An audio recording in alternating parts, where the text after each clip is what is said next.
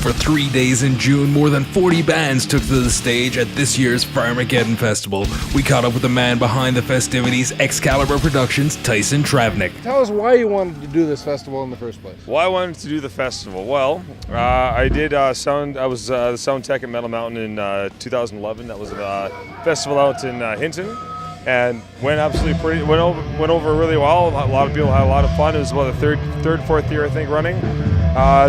Festival ended up just losing its groundwork, and long story short, the Edmonton area didn't really have a festival, so kind of took the inspiration of that, and the inspiration of the kind of exclusiveness of 70,000 tons of metal.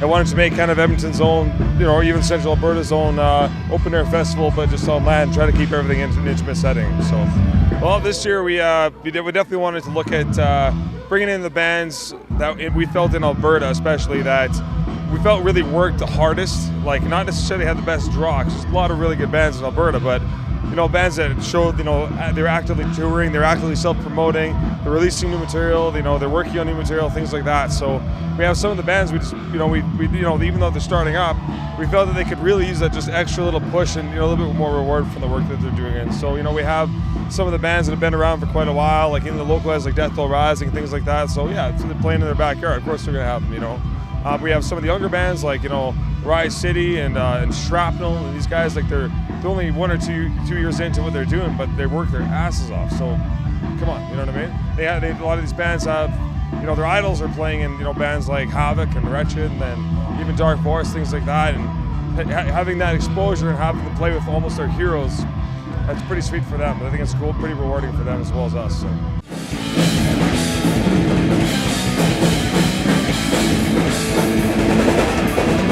In addition to all the music, there was also the Farmageddon Marketplace, which featured merch from all the bands performing, as well as local artists, designers, and businesses.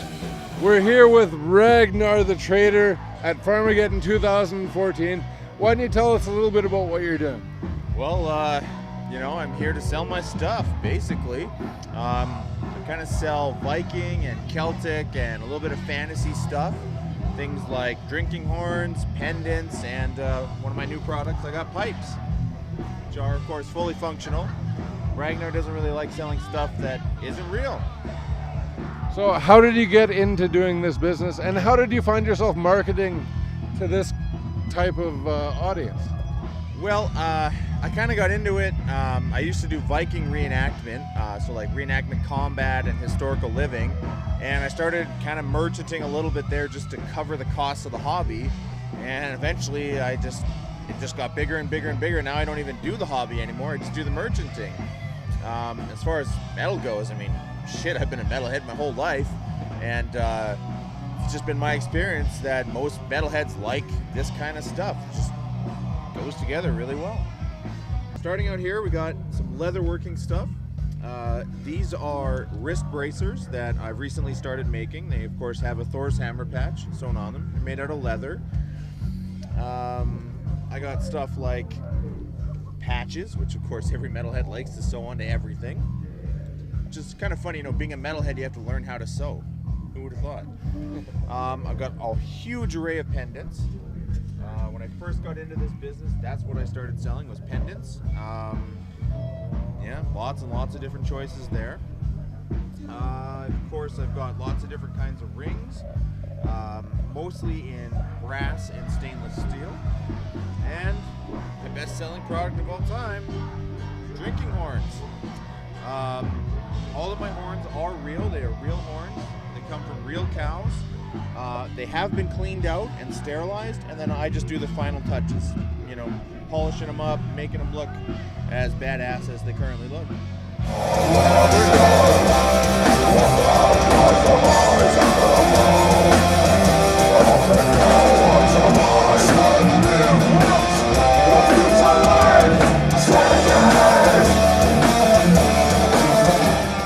One of the highlights of Farmageddon for me was getting to speak with Psychotic Gardening. I asked them all about their killer new album, Hypnosis. We really like it.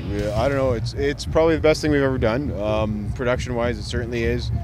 It's guitar heavy, it's got a lot of dynamics, but it's just a heavy fucking record.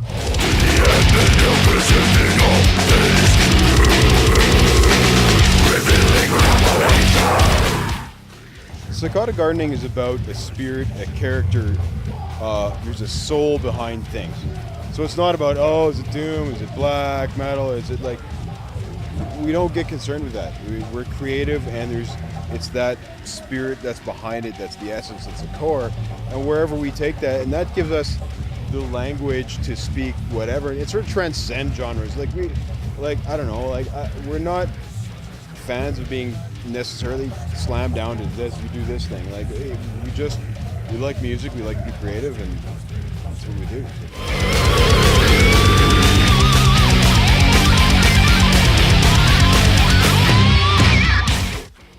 The new album, it seems to be going over very, very good, and we're happy because more than any other album, we've poured like our hearts and souls into this, like we always have. But this one is just like this is its own creation, you know. So. Yeah, and in the early days, I mean, Psychotic Gardening was an experimental thing with these two singers, right?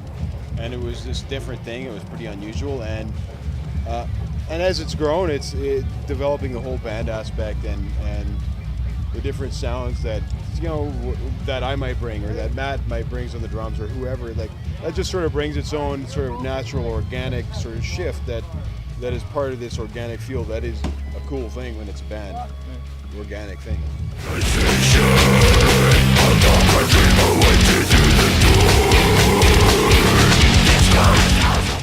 Well, what's next?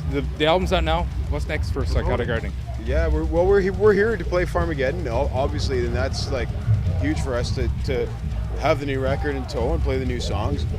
We go east in August. We're going to play Montreal, Toronto, Quebec City, and London, and all kinds of places in there. And that's cool for us because being from Western Canada is not easy, as a lot of people know. It's a pretty vast country. Yeah. It's not like we can go an hour down the road and play another show. For us, like to be here at Farmageddon, it's like a 14, 15-hour drive to be here, and so it's not a small thing. So for us to get across the Canadian Shield, over the Great Lakes, and do a tour, it's hard.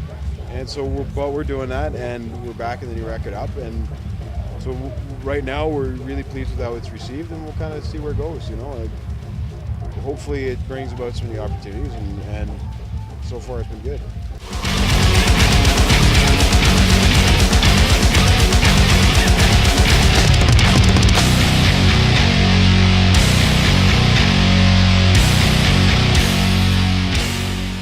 Hey, what's up everyone? This is Nergal from Behemoth speaking. You're watching Extreme Metal Television. Stay fucking evil.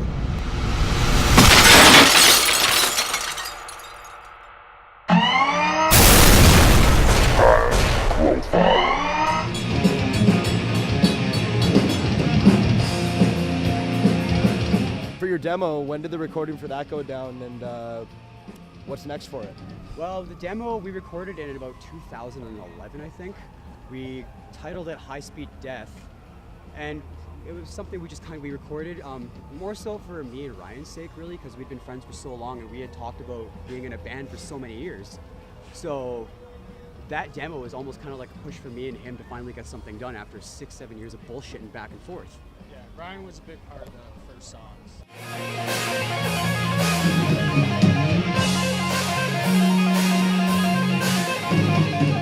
What about like the influence for Arsenal's music? Where do your influences come from? What are your favorite bands? What are the sounds you look for? What are you trying to accomplish? What's your point? I don't really know what we're trying to accomplish. I think we're just trying to be a thrash. There's a few reasons why we're not famous. We won't go into those right now, but God damn it, Scott. Fuck you. We don't really have any set direction. We're kind of now, especially with new members and having to do line changes, and the new songs that we're coming out with aren't sounding like the stuff that we had before. So it's still going to be thrash. We're still trying to keep the Maiden, Megadeth kind of influence, which has been in the band since the very beginning. Of course, Iron Maiden and Megadeth have been two of my favorite bands, an integral part of my life for probably the better part of 14, 15 years now. So, I started playing guitar because of, we started getting more into guitar because of that. Basically, that's why we get along.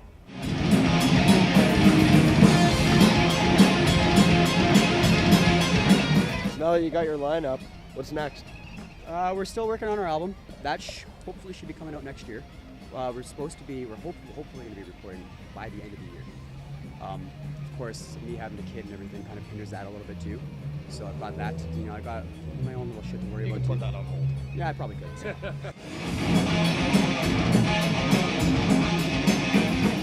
My goal, what I'd like to see done is that we'd actually have about 15 songs ready for the album, but we're not, we're only gonna have like 8 of those actually on the album.